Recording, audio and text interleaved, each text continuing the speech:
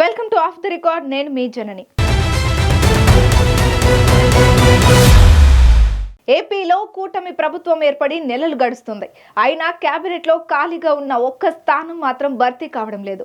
ఆ cabinet berth deputy CM Pawan Kalyan సోదరుడు నాగబాబుకి కన్ఫర్మ్ అయిందంటున్నారు.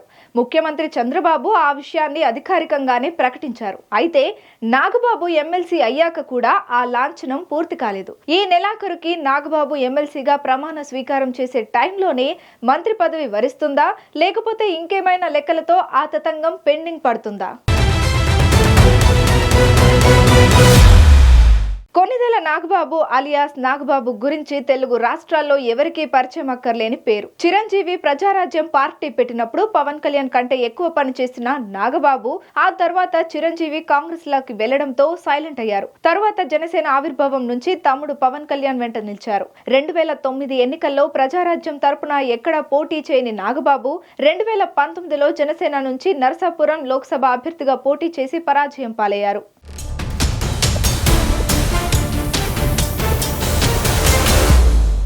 మొన్నటి ఎన్నికల్లో అనకాపల్లి నుంచి లోక్సభకి పోటీ చేయాలని నాగబాబు భావించినట్టు ప్రచారం జరిగింది. అయితే ఆ సీటు బీజేపీకి కేటాయించడంతో ఆయన పోటీ నుంచి విరమించుకున్నారని చెప్తుంటారు. ఎన్నికల్లో కూటమి ఘన విజయం సాధించడం, జనసేన 100% స్ట్రైక్ రేట్ సాధించడం, జనసేనాని పవన్ కళ్యాణ్ డిప్యూటీ సీఎం అవ్వడంతో నాగబాబుకు కూడా పదవి ఖాయమనే ప్రచారం 7-8 నెలలుగా సాగుతోంది. తాజాగా నాగబాబు ఎమ్మెల్సీగా ఎన్నికయ్యారు. ఈ నెలాఖరుకి మండలిలో పాత ఎమ్మెల్సీల పదవీ కాలం ముగుస్తుండటంతో ఆయన ఎమ్మెల్సీగా ప్రమాణ స్వీకారం చేయనున్నారు. గత డిసెంబర్ 9వ తేదీన రాజ్యసభకు అభ్యర్థుల పేర్లను వెల్లడించిన టీడీపీ అధినేత సీఎం చంద్రబాబు సరిగ్గా అదే సమయంలో నాగబాబును ఎమ్మెల్సీగా ఎన్నిక చేయించి రాష్ట్ర కేబినెట్ లోకి తీసుకుంటామని ప్రకటన చేశారు. వాస్తవానికి అప్పటి వరకు నాగబాబును రాజ్యసభకు పంపిస్తారన్న ప్రచారం బలంగా జరిగింది.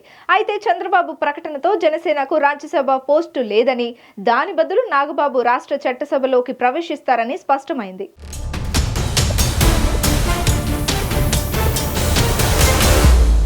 చంద్రబాబు ప్రకటనపై పవన్ కళ్యాణ్, నాగబాబు సహా జనసేన నేతలెవరూ స్పందించకపోవడం అప్పట్లో చర్చనీయాంశమైంది. చంద్రబాబు తలుచుకుంటే మంత్రి చేయడానికి ఈ ఎమ్మెల్సీ తంతు ఏమీ అడ్డం కాదు. మంత్రి అయిన 6 నెలల్లోగా ఎమ్మెల్సీ కావచ్చు. కానీ అలా చేయలేదు. కేవలం నాగబాబును చేర్చుకోవడం కోసం మంత్రివర్గ విస్తరణ వాయిదా పడుతుందా అన్న చర్చ నడుస్తోంది.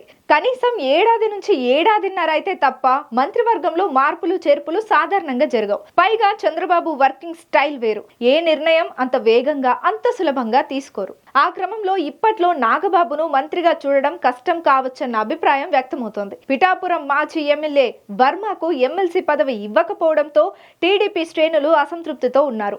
జనసేనకు అంత ప్రాధాన్యత ఇస్తుండడంపై పిఠాపురం తెలుగు తమ్ముళ్లు అసహనం వ్యక్తం చేస్తున్నారు. ఇప్పుడు నాగబాబుకు మంత్రి పదవి ఇస్తే అసంతృప్తి మరింత పెరుగుతుంది. వర్మ, కిమిడి నాగార్జున ఇంకా చాలా మంది అర్హులైన నాయకులు బ్యాక్ బెంచ్ లో కూర్చొని వెయిటింగ్ లో ఉండగా నాగబాబుకు వైల్డ్ కార్డ్ ఎంట్రీ ఇస్తే ఇబ్బందని చంద్రబాబు సంశయిస్తున్నారన్న ప్రచారం జరుగుతోంది.